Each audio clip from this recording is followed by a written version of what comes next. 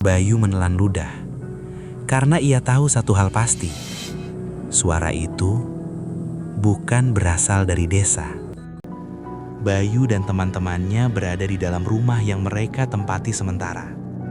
Rumah itu sederhana, dinding kayu, lampu redup, dan jendela yang sejak sore sudah ditutup rapat oleh warga. Salah satu dari mereka sempat bertanya, "Emang kenapa sih desanya sepi banget?"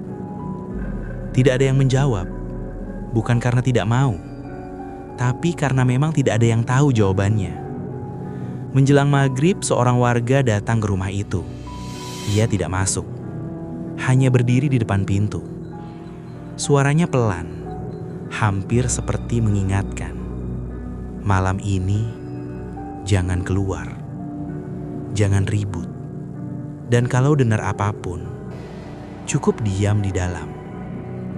Setelah mengatakan itu, orang tersebut langsung pergi, tidak menunggu pertanyaan, tidak menjelaskan apapun. Bayu merasa peringatan itu terdengar berlebihan, tapi ada sesuatu di cara orang itu berbicara yang membuatnya tidak berani menyepelekan. Malam semakin larut, jam di dinding berjalan lambat, detik demi detik terasa panjang.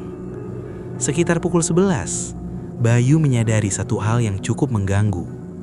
Tidak ada satupun lampu rumah warga yang terang. Semua lampu hanya menyala redup, seolah-olah takut terlihat dari kejauhan. Bayu mendekat ke jendela, mengintip sedikit.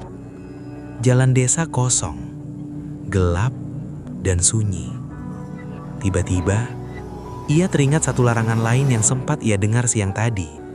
Kalau malam satu suro, jangan lihat ke arah hutan. Bayu tidak tahu kenapa, tapi setelah mengingat itu, ia justru merasa ingin tahu. Hutan itu gelap, lebat, dan berdiri tidak jauh dari batas desa. Jam menunjukkan pukul 12, dan tepat setelah jarum jam bertemu di angka itu, sesuatu terdengar. Awalnya sangat pelan, hampir seperti angin. Tapi perlahan suara itu menjadi jelas, bukan suara binatang, bukan suara manusia berbicara, melainkan irama, teratur, pelan, dan terasa asing. Bayu menelan ludah, karena ia tahu satu hal pasti. Suara itu bukan berasal dari desa.